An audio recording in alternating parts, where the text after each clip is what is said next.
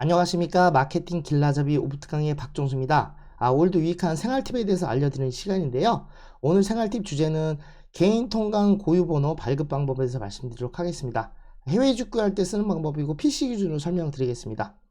정식 명칭은 개인 통관 고유 부호인데요. 개인 통관 고유 번호라고도 많이 해서 이렇게 일단 제목 기재해 봤고요.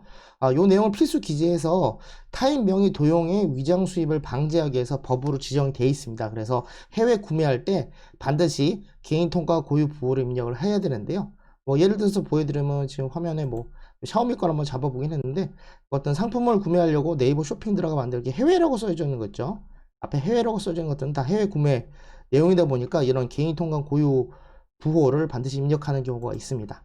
좀 하나씩 보면서 설명드리도록 하겠습니다. 자, 먼저 이제 해외 직구 사이트 등을 통해 직접 해외 물품을 구매할 경우 반드시 입력을 해야 되고요. 신청 시 등록했던 성함, 휴대폰 번호, 개인 통관 고유 부호를 잘못 기재하면 관세를 물거나 배송이 지연될 수 있으니 정확하게 확인하여 기재를 합니다. 만약에 잘못 기재했을 때 이제 그 관세청 저 전화가 와갖고 이게 뭐냐 이렇게 물어보는 경우도 있습니다. 자, 네이버 검색창에 개인 통관 고유 부호나 개인 통관 고유 번호라고 검색을 하면은 이렇게 관세청 개인 통관 고유 부호라고 뜨는데 한번 쳐보겠습니다. 개인 통관 고유 번호라고 한번 쳐볼게요. 이렇게 나오는데요. 이걸 클릭해서 들어가면은 발급 조회, 재발급이 다 가능합니다. 화면 보면 이렇게 나오는데요. 여기 보면은 중앙 쪽 보면은 여기 보면 개인 통관 고유 부호 신청 조회라 나오고 휴대폰 인증, 공인인증서 인증하고 있습니다. 성명, 주민번호 확인 누르면은 나오게 되는데 여기 보시다시피 휴대폰 인증하는 방법, 공인인증서 인증하는 방법 이렇게 두 가지 형태로 선택을 할 수 있습니다. 화면 보면 오른쪽 상단에 진행 순서라고 써 있는 것들을 누르면은 공인인증서 인증 방법에 대해서 설명이 나와 있고요. 여기 보는 신청 매뉴얼이라고 있죠. 왼쪽 하단에 요걸 누르면은 휴대폰 인증 방법에 대해서 간단히 설명이 나와 있습니다. 요걸 보면서 설명을 드리도록 하겠습니다. 먼저 이 공인인증서 인증 안내부터 말씀드릴게요. 은행 인터넷 뱅킹에 무료 공인인증서 미리 발급을 좀 해야지 쓸 수가 있는 건데 공인인증서가 좀 더 빠릅니다. 근데 말씀드린 것처럼 인증서가 이미 나와 있어야지 하는 거니까요. 인증서가 없는 분은 휴대폰 인증으로 하시면 됩니다. 그럼 요걸 눌러서 보시면서 설명을 드릴게요. 자, 이제 말씀드린 것처럼 순서대로 하면 되는데 요 화면에 나온 이제 이 공인인증서 인증을 선택하고서 성별, 주민번호 입력한 다음에 확인 누르면은 요 화면에 뜹니다. 이제 인증서 선택 화면이 뜨는데 여기서 해당하는 인증, 은행에 대한 걸 놓은 다음에 인증서 비밀번호를 입력을 합니다. 요 사이트 들어가면 있으니까 직접 보시면 돼요. 그렇게 되면 이제 발급 신청 항목 입력이라 나오는데요. 6가지 항목이 가장 중요합니다. 앞에 별표 적혀 있는 건데요. 조금만 안 보일 수도 있겠지만 사이트 들어가면 그대로 있습니다. 자, 이름, 주민번호, 주소, 전화번호, 휴대전화 명의 구분, 휴대전화 번호 이렇게 입력을 하게 되는데요. 휴대전화 명의 구분은 본인 명의냐 아니냐 이거 체크하는 거니까 내가 알고 있는 내 휴대폰 번호의 내용이니까 그대로 잘 입력하시면 됩니다. 6가지 항목은 필수로 입력을 하셔야 되고요. 그래서 다음 페이지로 이제 등록을 클릭하게 되면은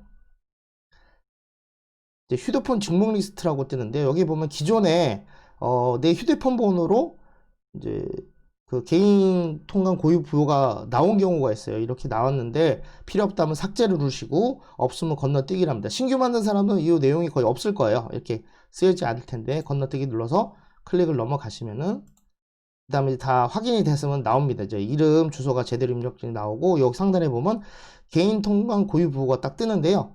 여기 보면 이 나온 내용을 가지고 틀린 건지 확인해 본 다음에 내 휴대폰이나 이면지나 이런 데다가 적어 놔야겠죠. 내가 이제 해외 발송 구매할 때 써야 되니까 사이트마다 맨날 들어오기 번거로우니까 어디다 기재를 해 놓으시면 됩니다.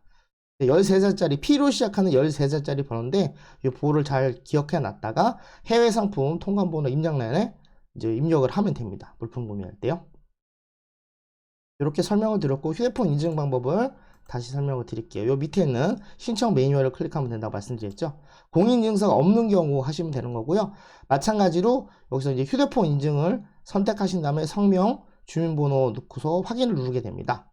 이렇게 늦게 되면 화면이 바뀌는데요. 이렇게 처음 나온 사람은 신규 발급, 기존에 하던 사람은 조회나 재발급을 할 수가 있는데요. 신규 발급 위주로 말씀드릴게요. 자, 신규 발급하게 되면 조금 더 복잡한데 많이 해보신 거예요.